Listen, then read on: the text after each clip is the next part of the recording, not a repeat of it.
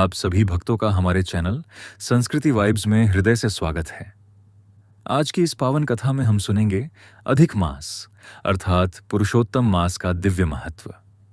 इस अध्याय में बताया गया है कि जब अधिक मास स्वयं भगवान श्री हरि की शरण में पहुंचा, तब उसने अपने दुख को प्रभु के सामने प्रकट किया। श्री नारायण बोले, हे नारद जी, अब मैं आपको वह अद्भुत प्रसंग सुनाता हूं जिसे स्वयं भगवान श्री हरि ने लोक कल्याण के लिए कहा था। आप एकाग्र मन और श्रद्धा से इसे सुनिए। अधिक मास ने भगवान के चरणों में जाकर अत्यंत विनम्र स्वर में कहा, हे प्रभु, संसार में मुझे तिरस्कृत, उपेक्षित और अनाथ समझा जाता है। लोग मुझे अशुभ मानकर मेरी निंदा करते हैं। हर कोई मुझे घृणा की दृष्टि से देखता है। प्रभु, अब आपकी वह करुणा कहाँ चली गई जो हर शरणागत की रक्षा करती है? मुझ पर यह कठोरता क्यों? हे दयालु भगवान, जैसे आपने अग्नि के समान क्रूर और अत्याचारी कंस से माता देवकी की रक्षा की थी, वैसे ही आज मेरी भी रक्षा कीजिए। मैं आपकी शरण में आया हूं। क्या आप अपने इस दुखी भक्त को यूं ही अकेला छोड़ देंगे? हे प्रभु, जैसे आपने दुष्ट दुशासन के अपमान से द्रौपदी की लाज बचाई थी, वैसे ही आज मेरी रक्षा क्यों नहीं करते? हे करुणामय भगवान, जैसे आपने यमुना में रहने वाले विषैले कालिय नाग के भय से ग्वालों, गौओं और समस्त ब्रजवासियों की रक्षा की थी, वैसे ही मेरी भी रक्षा कीजिए। जब भयंकर दावानल की अग्नि ने ग्वालबालों और उनकी स्त्रियों को चारों ओर से घेर लिया था, तब भी आपने उन्हें अपने कृपा बल से बचा लिया था। प्रभु, उसी प्रकार आज मुझे भी इस दुख और अपमान की अग्नि से बाहर निकालिए। हे नाथ, जैसे आपने जरासंध की कैद में बंदी बने असहाय राजाओं को मुक्त कराया था, वैसे ही मेरी पुकार भी सुन लीजिए। मैं आपकी शरण में आया हूं। अपने इस दुखी भक्त की रक्षा क्यों नहीं करते? हे दीनों के पालनहार प्रभु, जिस प्रकार आपने ग्राह के मुख से गजराज की रक्षा की थी, उसी प्रकार मेरी भी रक्षा कीजिए। मैं भी आपकी शरण में आया हुआ एक असहाय भक्त हूं। आखिर आप मेरी पुकार क्यों नहीं सुनते? इस प्रकार करुणा भरे शब्दों में अपनी व्यथा कहकर स्वामी रहित मलमास भगवान श्री कृष्ण के सामने अश्रु बहाने लगा। उसका मुख धूक से मुरझा गया था।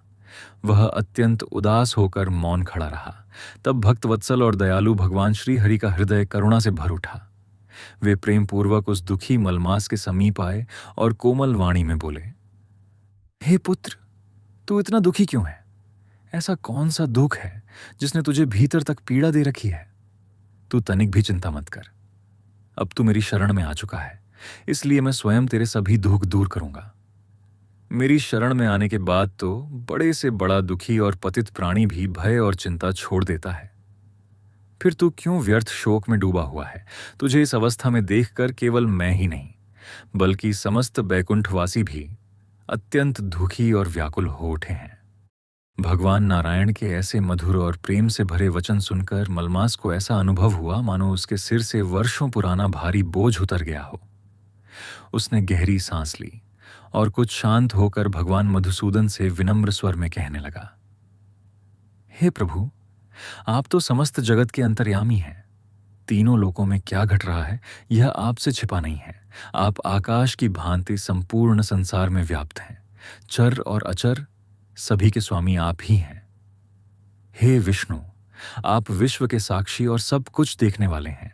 क्षण, लव, मुहूर्त, पक्ष, मास, दिन और रात्रि, ये सभी अपने अपने स्वामियों के अधीन रहकर सम्मान और आनंद प्राप्त करते हैं। लेकिन प्रभु, मेरा न कोई नाम है, न कोई स्वामी और न ही कोई आश्रय। इसी कारण सभी अधिपतियों ने मेरा तिरस्कार कर दिया है। संसार मुझे मलमास कहकर अपवित्र मानता है। लोग कहते हैं कि मेरे समय में कोई भी शुभ कार्य नहीं करना चाहिए। हर ओर मेरा अपमान होता है। मुझे अशुभ, त्याज्य और निरर्थक समझा जाता है। ऐसे निराधार और तिरस्कृत जीवन को लेकर अब मैं जीना भी नहीं चाहता। हे प्रभु, जो व्यक्ति प्रतिदिन अपमान और दुख की अग्नि में जलता हो, क्या वह कभी शांति और सुख का अनुभव कर सकता है? हे महाराज, अब मेरे लिए कहने को कुछ भी शेष नहीं बचा है। आप तो सदैव दूसरों का दुख हरने वाले, दया और परोपकार में लगे रहने वाले प्रभु हैं। इसी कारण वेद और पुराणों में आपका नाम पुरुषोत्तम कहा गया है। अब मेरी यह दीन अवस्था देखकर जो उचित लगे वही कीजिए। आप सर्वसमर्थ महाप्रभु हैं। मैं तो तुच्छ मनुष्य की भांति बार बार अपना दुख कहने योग्य भी नहीं हूं। हे नारद जी, अब मैं मृत्यु चाहता हूं। मैं अब और यह अपमान सह नहीं सकता। इस प्रकार बार बार विलाप करते हुए वह दुखी मलमास लक्ष्मीपति भगवान श्री हरि के सामने अचानक मौन होकर भूमि पर गिर पड़ा। उसे इस दशा में गिरते देखकर वहां उपस्थित समस्त सभा आश्चर्य और करुणा से भर उठी। चारों ओर गहरा सन्नाटा छा गया। तब अत्यंत कृपालु भगवान श्री कृष्ण ने शरद पूर्णिमा के चंद्रमा की शीतल किरणों के समान मधुर और मेघों की गंभीर गर्जना जैसी दिव्य वाणी में बोलना आरंभ किया। सूत जी बोले, हे ऋषियों, पापों का नाश करने वाले और वेद धर्म की वृद्धि करने हेतु स्वयं आदि पुरुष भगवान जो अमृतमय वचन कहने वाले थे, उन्हें सुनने की इच्छा से देवर्षि नारद अत्यंत विनम्र भाव से प्रश्न करने लगे। अगले अध्याय में आप सुनेंगे भगवान श्रीहरि किस प्रकार मलमास को अपना नाम देकर उसे समस्त महीनों में श्रेष्ठ बनाते हैं। भगवान श्री विष्णु द्वारा अधिक मास को अपने साथ वैकुंठ ले जाने का यह दिव्य वर्णन यहीं पूर्ण होता है। अब इसी के साथ श्रद्धा और भक्ति से सुनिए श्रीमद् भगवद गीता के प्रथम अध्याय का महात्म्य। भगवान श्री विष्णु ने माता लक्ष्मी से कहा, हे देवी, मैंने तुम्हें प्रथम अध्याय के महात्म्य का यह उत्तम उपाख्यान सुनाया। अब तुम अन्य अध्यायों का महात्म्य भी श्रद्धा से सुनो। दक्षिण दिशा में वेद वेदांगों के जाता ब्राह्मणों से सुशोभित एक पवित्र नगर था, जिसका नाम पुरंदरपुर था। वहां देव शर्मा नाम के एक महान विद्वान ब्राह्मण निवास करते थे। वे अतिथियों का अत्यंत आदर करते, प्रतिदिन स्वाध्याय में लगे रहते और शास्त्रों के गहरे झाता थे। यज्ञ, हवन और धार्मिक अनुष्ठानों में उनकी विशेष श्रद्धा थी। तपस्वी और संतजन भी उन्हें अत्यंत प्रिय मानते थे। उन्होंने श्रेष्ठ सामग्रियों से अनेक यज्ञ और हवन किए तथा लंबे समय तक देवताओं को तृप्त किया। किंतु इतना सब करने के बाद भी उनके हृदय को वह स्थायी शांति प्राप्त नहीं हुई जिसकी उन्हें तलाश थी। उनके मन में बार बार यही विचार उठता, आखिर वह परम कल्याणकारी तत्व क्या है जिसे जान लेने पर जीवन पूर्ण हो जाता है। इसी सत्य की खोज में वे प्रतिदिन बड़े श्रद्धा भाव से संतों और तपस्वियों की सेवा करने लगे। शुभ आचरण और भक्ति में लीन रहते हुए बहुत समय बीत गया। फिर एक दिन अचानक उनकी कुटिया के सामने एक तेजस्वी त्यागी महात्मा प्रकट हुए। वे महात्मा अत्यंत शांत स्वभाव वाले थे। उनकी दृष्टि सदा नासिका के अग्रभाग पर स्थिर रहती थी और उनका चित्त पूर्ण रूप से शांत और प्रसन्न दिखाई देता था। देव शर्मा ने बड़े विनम्र और पवित्र भाव से उन सदैव संतुष्ट रहने वाले तपस्वी को प्रणाम किया और हाथ जोड़कर पूछा, हे महात्मन, कृपा करके बताइए, मुझे वह परम शांति और स्थिर अवस्था कैसे प्राप्त होगी जिसकी खोज में मैं इतने वर्षों से भटक रहा हूं। तब उस आत्मज्ञानी संत ने मुस्कुराते हुए कहा, सोपुर ग्राम में मित्रवान नाम का एक बकरियां चराने वाला ग्वाला रहता है। वही तुम्हें सच्चा उपदेश देगा और तुम्हारे मन की शंका दूर करेगा। यह सुनकर देव शर्मा को बड़ा आश्चर्य हुआ। फिर भी उन्होंने श्रद्धापूर्वक महात्मा के चरणों में प्रणाम किया और तुरंत सोपुर ग्राम की ओर प्रस्थान किया। जब वे गांव के उत्तर दिशा में पहुंचे तब उन्होंने वहां एक विशाल और अद्भुत वन देखा। वह स्थान अत्यंत विचित्र था। वहां स्वभाव से एक दूसरे के शत्रु माने जाने वाले पशु और जीव भी बिना किसी भय और वैर के एक साथ शांतिपूर्वक विचरण कर रहे थे। उस आश्चर्यमय दृश्य को देखकर देव शर्मा मन ही मन सोचने लगे, निश्चय ही यह कोई साधारण स्थान नहीं है। उस सुंदर उपवन में मंद मंद शीतल वायु बह रही थी। चारों ओर अद्भुत शांति फैली हुई थी। हिरणों के झुंड निडर होकर शांत भाव से बैठे थे। वहीं बीच में मित्रवान अत्यंत करुणा और प्रेम से भरी दृष्टि के साथ पृथ्वी पर बैठे हुए थे। उनके मुखमंडल पर ऐसा तेज और आनंद झलक रहा था मानो वे अमृत बरसा रहे हों। उन्हें उस दिव्य स्वरूप में देखकर देव शर्मा का मन आश्चर्य और श्रद्धा से भर उठा। वे उत्सुकतापूर्वक बड़े विनम्र भाव से मित्रवान के समीप पहुंचे। मित्रवान ने भी अत्यंत आदर और स्नेह के साथ उनका सत्कार किया। देव शर्मा ने हाथ जोड़कर विनम्र स्वर में कहा, हे महात्मन, मैं आत्मज्ञान प्राप्त करना चाहता हूं। लंबे समय से मेरा मन इसी सत्य की खोज में भटक रहा है। कृपा करके मुझे ऐसा सरल और सिद्ध उपाय बताइए जिसके द्वारा मेरे जीवन का यह महान उद्देश्य पूर्ण हो सके। देव शर्मा की विनम्र और भावपूर्ण वाणी सुनकर मित्रवान कुछ क्षणों तक गहरे विचार में डूबे रहे। मित्रवान बोले, हे विद्वान ब्राह्मण, एक समय की बात है, मैं वन के भीतर अपनी बकरियों को चरा रहा था। तभी अचानक मेरी दृष्टि एक भयंकर बाघ पर पड़ी। उसकी आंखों में ऐसी भूख और क्रूरता थी मानो वह सामने आने वाले हर जीव को निगल जाना चाहता हो। उसे देखकर मैं भय से कांप उठा। मृत्यु का डर मेरे मन पर छा गया।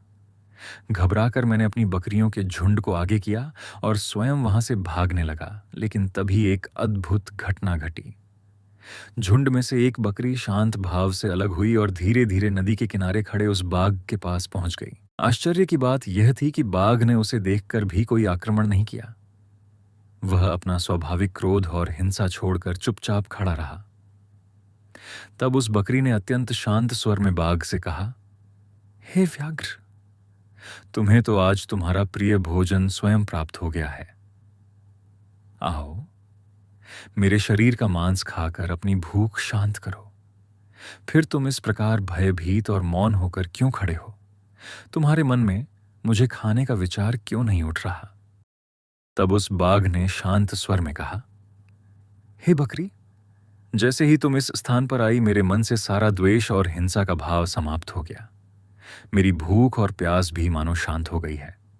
अब तुम्हारे इतने निकट आने पर भी तुम्हें मारने या खाने की इच्छा मेरे मन में नहीं उठ रही। बाघ की यह बात सुनकर बकरी भी आश्चर्यचकित हो गई। वह बोली, मुझे भी समझ नहीं आ रहा कि अचानक मेरे भीतर इतना निर्भय भाव कैसे आ गया। जहां तुम्हें देखकर किसी का भी भय से कांप उठना स्वाभाविक है, वहीं आज मेरे मन में तनिक भी डर नहीं है। अवश्य ही इसके पीछे कोई गहरा कारण है। यदि तुम जानते हो तो बताओ। यह सुनकर बाघ ने उत्तर दिया, मैं भी इसका रहस्य नहीं जानता। आओ, सामने जो महान पुरुष खड़े हैं उन्हीं से इसका कारण पूछते हैं।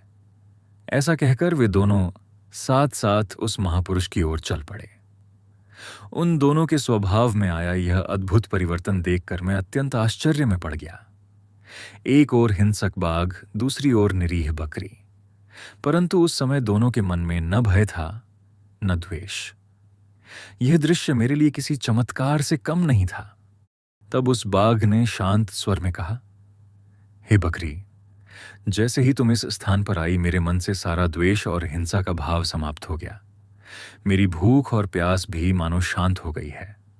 अब तुम्हारे इतने निकट आने पर भी तुम्हें मारने या खाने की इच्छा मेरे मन में नहीं उठ रही। बाघ की यह बात सुनकर बकरी भी आश्चर्यचकित हो गई। वह बोली, मुझे भी समझ नहीं आ रहा कि अचानक मेरे भीतर इतना निर्भय भाव कैसे आ गया। जहां तुम्हें देखकर किसी का भी भय से कांप उठना स्वाभाविक है, वहीं आज मेरे मन में तनिक भी डर नहीं है। अवश्य ही इसके पीछे कोई गहरा कारण है। यदि तुम जानते हो तो बताओ। यह सुनकर बाघ ने उत्तर दिया, मैं भी इसका रहस्य नहीं जानता। आओ, सामने जो महान पुरुष खड़े हैं उन्हीं से इसका कारण पूछते हैं। ऐसा कहकर वे दोनों साथ साथ उस महापुरुष की ओर चल पड़े। उन दोनों के स्वभाव में आया यह अद्भुत परिवर्तन देखकर मैं अत्यंत आश्चर्य में पड़ गया। एक ओर हिंसक बाघ, दूसरी ओर निरीह बकरी। परंतु उस समय दोनों के मन में न भय था न द्वेष। यह दृश्य मेरे लिए किसी चमत्कार से कम नहीं था। इतने में वे दोनों मेरे पास आए और मुझसे भी वही प्रश्न करने लगे। उसी समय पास के एक वृक्ष की शाखा पर वानरों का राजा बैठा हुआ था। तब उन दोनों के साथ मैंने भी विनम्रतापूर्वक वानरराज से पूछा, हे श्रेष्ठ वानरराज, कृपा करके बताइए, यह अद्भुत परिवर्तन किस कारण से हुआ है? मेरी बात सुनकर वानरराज ने गंभीर और शांत स्वर में कहा, हे अजापाल, ध्यानपूर्वक सुनो। मैं तुम्हें इस स्थान का एक प्राचीन रहस्य सुनाता हूं। सामने वन के भीतर जो विशाल मंदिर दिखाई दे रहा है उसे देखो। उस मंदिर में स्वयं ब्रह्मा जी द्वारा स्थापित एक दिव्य शिवलिंग विराजमान है। पूर्व काल में यहां सुकर्मा नाम के एक अत्यंत बुद्धिमान और तपस्वी महात्मा निवास करते थे। वे निरंतर भगवान शंकर की उपासना और तपस्या में लीन रहते थे। प्रतिदिन वे वन से सुंदर पुष्प एकत्र करके लाते, नदी के पवित्र जल से भगवान शिव का अभिषेक करते और अत्यंत श्रद्धा एवं प्रेम से उनकी पूजा किया करते थे। इस प्रकार भक्ति और आराधना में लगे हुए सुकर्मा बहुत समय तक वहीं निवास करते रहे। एक दिन उनकी कुटिया में एक तेजस्वी अतिथि महात्मा पधारे। सुकर्मा ने बड़े आदर से उनके लिए वन से फल लाकर अर्पित किए और विनम्र भाव से बोले, हे विद्वान महात्मन, मैं तो केवल तत्व ज्ञान प्राप्त करने की इच्छा से भगवान शंकर की आराधना कर रहा हूं। आज मुझे ऐसा प्रतीत हो रहा है कि मेरी वर्षों की तपस्या सफल हो गई, क्योंकि आपके जैसे महान पुरुष ने मुझ पर कृपा करके यहां आगमन किया है। सुकर्मा के मधुर, विनम्र और भक्ति भरे वचन सुनकर वह तपस्वी अतिथि अत्यंत प्रसन्न हो उठे। तब उस महान तपस्वी अतिथि ने एक पवित्र भोजपत्र पर श्रीमद् भगवद गीता के 2वें अध्याय को लिखकर सुकर्मा ब्राह्मण को दिया। उसे देते हुए उन्होंने प्रेमपूर्वक कहा, हे ब्राह्मण, तुम श्रद्धा और नियम पूर्वक इस 2वें अध्याय का पाठ और अभ्यास करो।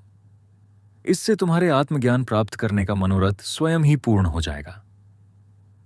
इतना कहकर वह तेजस्वी महात्मा सुकर्मा के सामने ही देखते देखते अंतर्ध्यान हो गए। यह अद्भुत दृश्य देखकर सुकर्मा अत्यंत विस्मित रह गए। फिर उन्होंने महात्मा की आज्ञा को अपने जीवन का आधार बना लिया और निरंतर गीता के 2वें अध्याय का श्रद्धापूर्वक अभ्यास करने लगे। दीर्घकाल तक नियमित जप और मनन करने से उनका अंतःकरण पूर्ण रूप से शुद्ध हो गया। धीरे धीरे उन्हें आत्मज्ञान की दिव्य अनुभूति प्राप्त हुई। उसके बाद वे जहां जहां जाते वहां का वातावरण स्वतः शांत और पवित्र हो जाता। हिंसा, भय और वैर भाव मानो उस स्थान से दूर भाग जाते। यहां तक कि स्वभाव से शत्रु माने जाने वाले जीव भी प्रेम और शांति से रहने लगते। हे देव शर्मा, ये सब गीता के 2वें अध्याय का निरंतर जाप और सुकर्मा ब्राह्मण की तपस्या का ही प्रभाव था। ऐसा कहकर मित्रवान शांत भाव से देव शर्मा की ओर देखने लगे। वानर राज की यह अद्भुत कथा सुनकर मैं अत्यंत प्रसन्न हुआ। फिर मैं बकरी और बाघ के साथ उस प्राचीन मंदिर की ओर गया। वहां पहुंचकर मैंने एक विशाल शिलाखंड पर अंकित श्रीमद् भगवद गीता के 2वें अध्याय को देखा और श्रद्धा से उसका पाठ किया। उस दिव्य अध्याय की बार बार आवृत्ति और मनन करते करते मेरे भीतर ऐसा परिवर्तन हुआ कि मुझे तपस्या का वास्तविक फल प्राप्त हो गया। तब मैंने देव शर्मा से कहा, हे भद्र पुरुष, तुम भी सदा श्रद्धा और भक्ति के साथ गीता के 2वें अध्याय का पाठ किया करो। जो मनुष्य निष्ठा से इसका अभ्यास करता है, उसके लिए मुक्ति कभी दूर नहीं रहती। भगवान श्री विष्णु बोले, हे प्रिय लक्ष्मी। मित्रवान से यह अद्भुत कथा सुनकर देव शर्मा तुरंत पुरंदरपुर लौट आए। वहां उन्होंने एक पवित्र देवालय में निवास करने वाले आत्मज्ञानी महात्मा को यह संपूर्ण वृत्तांत सुनाया और सबसे पहले उन्हीं से गीता के 2वें अध्याय का विधिपूर्वक अध्ययन किया। उस महात्मा के उपदेश के अनुसार शुद्ध अंतःकरण वाले देव शर्मा प्रतिदिन अत्यंत श्रद्धा और एकाग्र भाव से गीता के 2वें अध्याय का पाठ करने लगे। धीरे धीरे उनका मन निर्मल होता गया और अंत में उन्होंने उस परम पद को प्राप्त कर लिया जिसकी प्रशंसा स्वयं महात्मा और आर्षि मुनि करते हैं। हे लक्ष्मी, यही श्रीमद् भगवद गीता के 2वें अध्याय का पावन महात्म्य है। एयूएम नमो भगवते वासुदेवाय नमः। अगर आपको आज की यह दिव्य कथा पसंद आई हो तो वीडियो को लाइक जरूर करें और इसे अपने परिवार, मित्रों और सभी भक्तों के साथ साझा करें, ताकि भगवान श्री हरि की यह अमृतमयी वाणी अधिक से अधिक लोगों तक पहुंच सके। कमेंट में जय श्री कृष्ण और एयूएम नमो भगवते वासुदेवाय अवश्य लिखें। और यदि आपने अभी तक हमारे चैनल संस्कृति वाइब्स को सब्सक्राइब नहीं किया है तो भक्ति और आध्यात्म से जुड़ी ऐसी ही सुंदर कथाओं के लिए चैनल को जरूर सब्सक्राइब करें। हम फिर मिलेंगे एक नई कथा, नई भक्ति और भगवान के दिव्य संदेश के साथ। तब तक के लिए राधे राधे, जय श्री हरि।